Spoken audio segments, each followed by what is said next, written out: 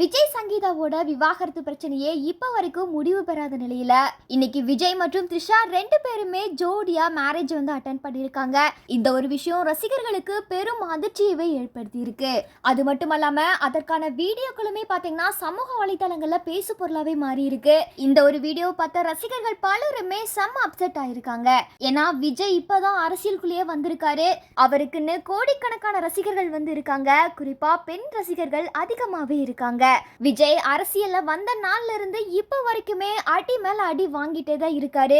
ஆனா மக்களோட சப்போர்ட்டுமே பாத்தீங்கன்னா அவருக்கு ஒரு பக்கம் ஸ்ட்ராங்காவே இருக்கு.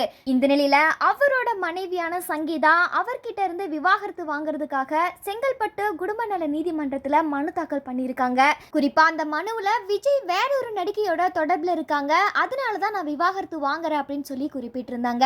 ஆனா அந்த நடிகையோட பெயரை சங்கீதா குறிப்பிடவே இல்ல. இந்த ஒரு விஷயம் ரசிகர்கள் மத்தியிலும் மக்கள் மத்தியிலுமே ஒரு பேர் அதிர்ச்சியை ஏற்படுத்தி இருந்துச்சு. இந்த ஒரு விஷயத்துக்கு ஒரு சில பேர் என்ன சொல்லிட்டு வந்தாங்கன்னா, தன்னோட மனைவியே பாத்துக்காத விஜய் இந்த தமிழ்நாட்டை எப்படி பாத்துக்குவாரு அப்படின்னு சொல்லி பல விமர்சனங்களை முன் வச்சுட்டு வந்தாங்க.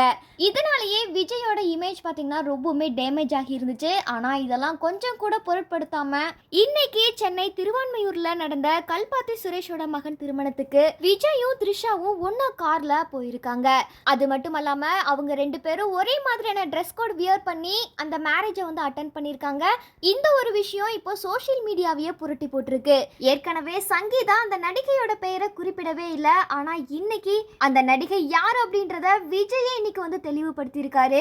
இதையெல்லாம் பார்க்கும் போது சங்கீதா சொன்ன விஷயம் உண்மையா இருக்குமோ அப்படின்னு சொல்லி எல்லாருமே இப்போ சங்கீதாவுக்கு ஃபேவரா பேச ஆரம்பிச்சிருக்காங்க.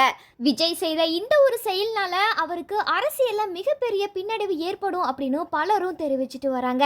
இதை தொடர்ந்து சங்கீதாவோட டிவோர்ஸ் கேஸ் பாத்தீங்கன்னா வர ஏப்ரல் 20ஆம் தேதி நடக்க போகுது. அந்த நாள்ல விஜயுமே நேர்ல ஆஜராக போறாரு. அது மட்டுமல்லாம இவ்வளோ பிரச்சனைகளுக்கு மத்தியில அவரோட அரசியல் பயணங்கள்லயுமே கவனம் செலுத்தி வராரு.